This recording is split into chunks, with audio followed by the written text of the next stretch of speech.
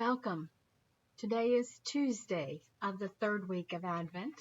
We're continuing reading Tabitha's Travels by Arnold Utrede. Today's chapter is titled The Temple. "We must take our leave now," Zechariah said to Salamar, their host. "We must reach Jerusalem soon if we are to save Tabitha's father." "And we must remain here until the boys are found," Salamar said. "We each have our destinies, and the stars, or your God, will guide us." "Selah," answered Zechariah in the way of the priests. Salamar ordered that food and water for the trip be brought to the travelers. "Rajan," he called to one of his servants, "take our fastest camel and ride back to Qumran. Tell the monk Nathan that Jotham is once again lost." Turning back to Zechariah, he said, "My friend has a right to know that the ward he entrusted to me is missing."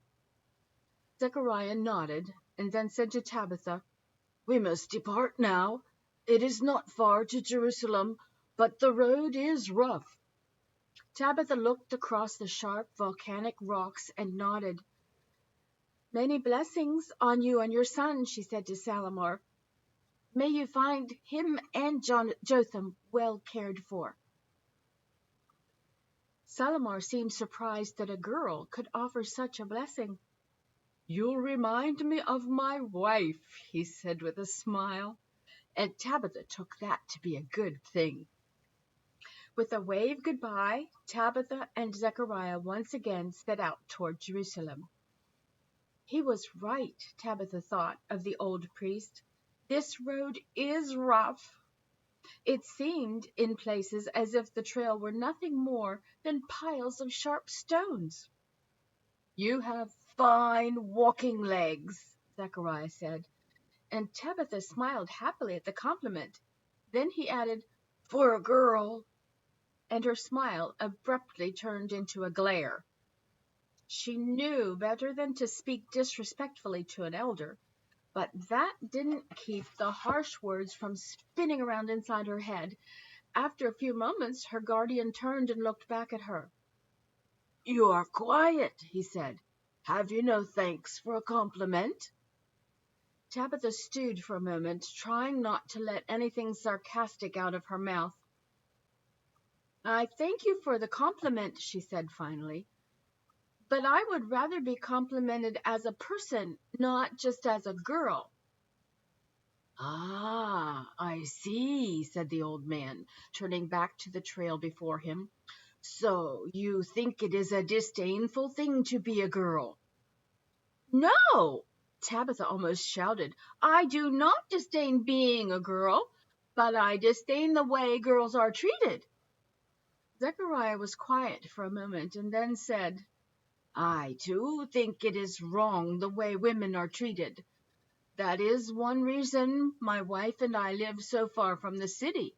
She is my companion in every way and my equal in most. But," he continued, "it is not the way of our people, and we must each humble ourselves to the place which God has appointed us.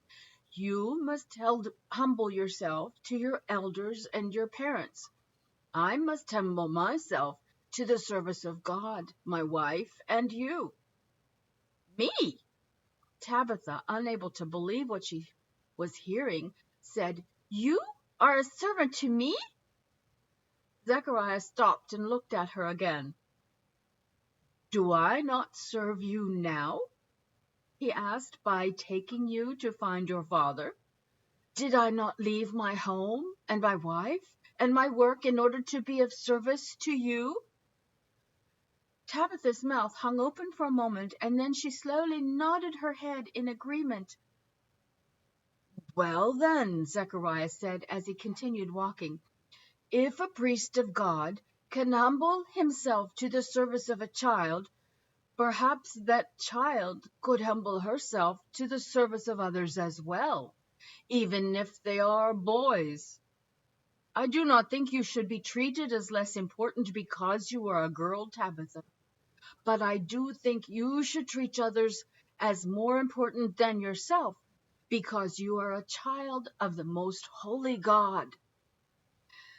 Tabitha had to think on these things for a long while, and by the time her old thoughts had made room for these new thoughts, she and Zechariah had reached the top of a hill overlooking a magnificent city.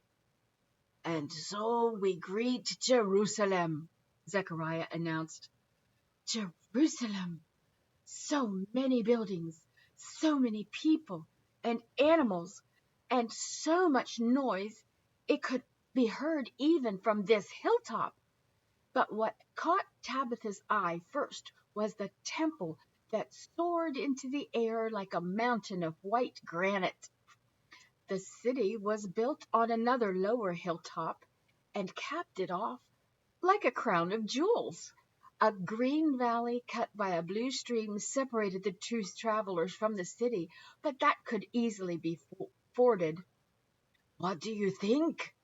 Zechariah asked at last. "I think it is the most magnificent thing I have ever seen," Tabitha gasped. "Can we go there now?" The old priest laughed. "Yes, O anxious one, we can go there now." And in less time than it takes to pluck a chicken, they had hiked down the hill, crossed the valley and the stream, and entered a gate in the wall of the city. Had she not known differently, Tabitha might have thought this was Hebron, so similar were the narrow streets.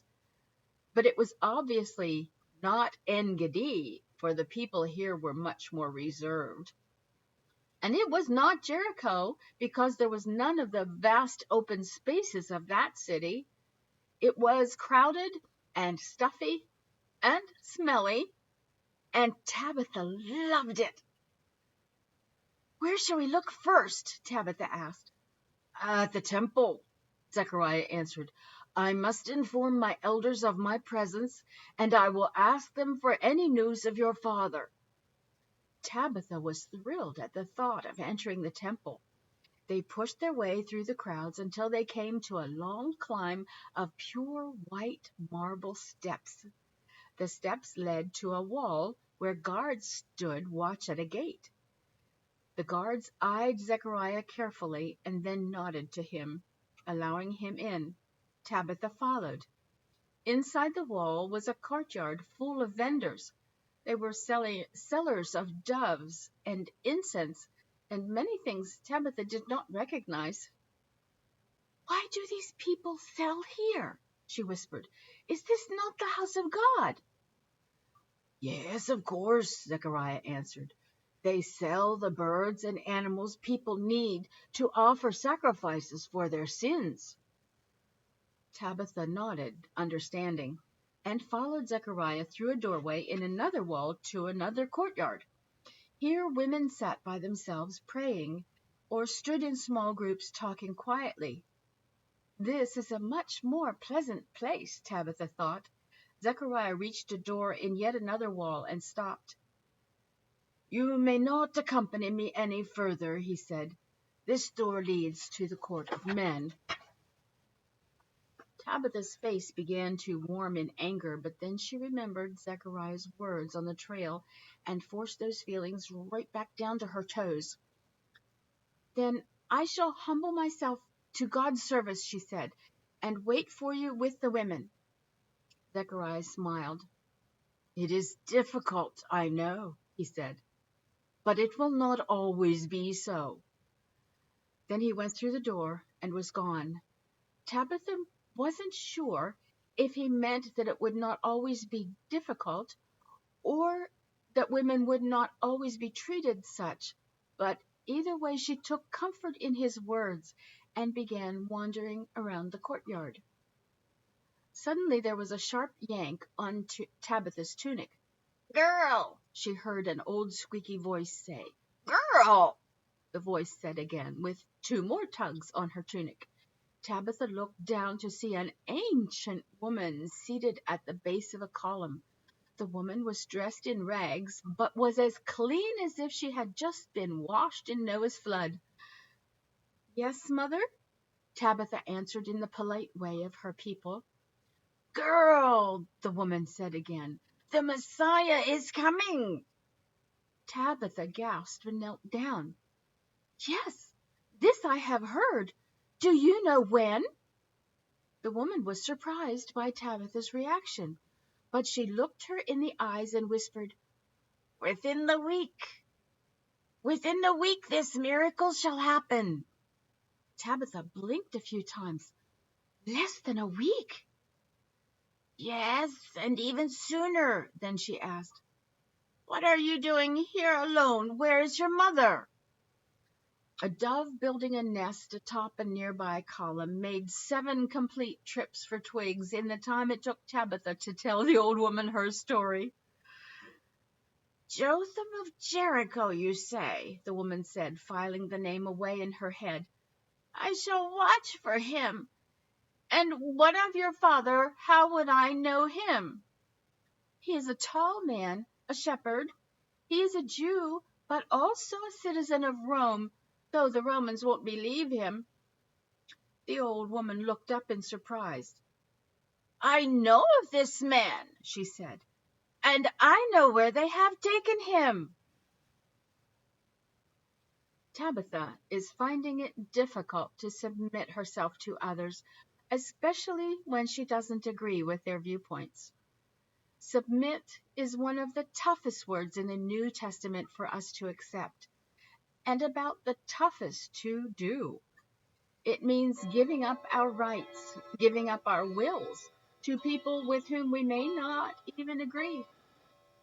And yet that's exactly what God has told us we must do. Jesus submitted to the will of his Father in coming to earth, living a godly life, and dying a sacrificial death at the hands of people who wrongly accused him. He submitted to earthly authorities as well, even though he knew those authorities to be evil. So is it too much for God to ask that we submit to those in authority over us? God gives us the freedom of choice to do as we please, and then asks us to freely choose to give up that freedom. At first, that might not seem to make sense, but it's really for our own good. There's only room in our lives for one God. We either have to let God be God or take on that job ourselves. Submitting to those in authority over us, humbling ourselves before man and God, is how we show God that we honor and respect him as Lord of our lives. Peter tells us, Clothe yourselves with humility toward one another, because God opposes the proud, but gives grace to the humble.